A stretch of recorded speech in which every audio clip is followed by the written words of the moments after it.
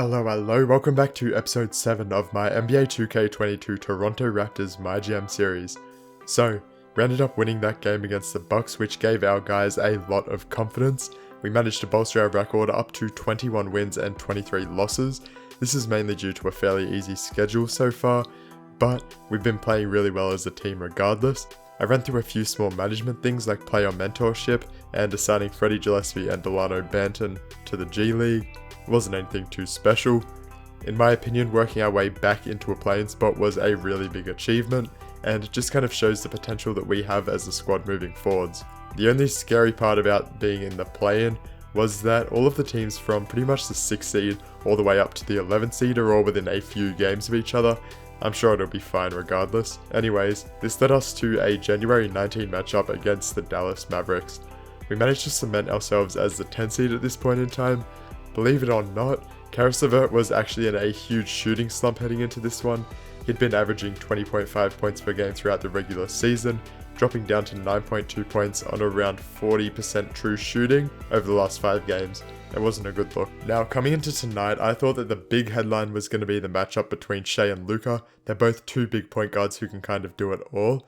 Luka was doing Luka things all night, like this 3-point shot he had at the start of the game.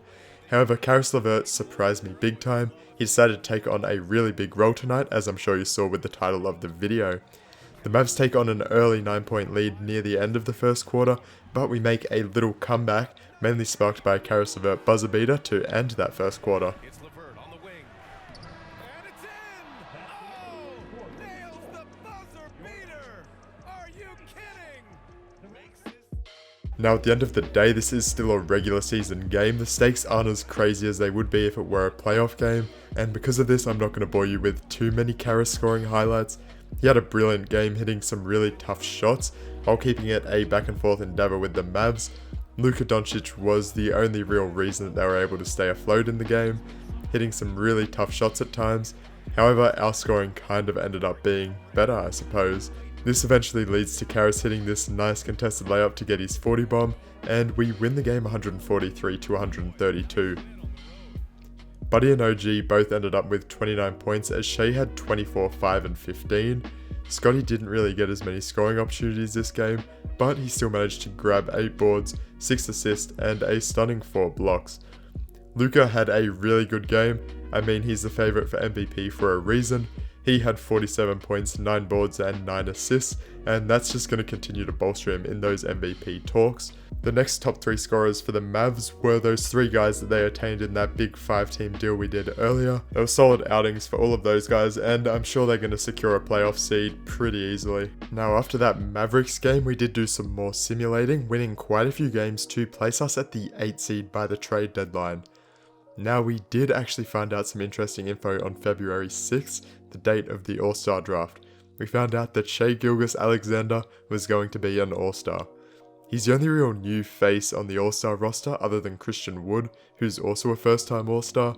Anyways, yeah, by that trade deadline we end up with a positive win record, setting at 29 wins and 26 losses, which I'm honestly amazed at. We're really thriving at our home games, especially at Scotiabank Arena, which I think is definitely part of our really good record. I mean, that home presence in Toronto is just working wonders. Being at the trade deadline, we may be put in a position to make a few moves. I've been looking at some veteran point guards to bring on the roster, since Quinn Cook is pretty bad on defense. Other than that, the only real notable change to mention is that I've moved the game difficulty up to Hall of Fame now, so hopefully that works a bit better in future episodes, so we don't kind of win games as easily. Anyways, that's a wrap. Next episode we're going to be going over our mid-season grades for all of the guys on the roster, and then from there kind of figure out whether we need to make any changes.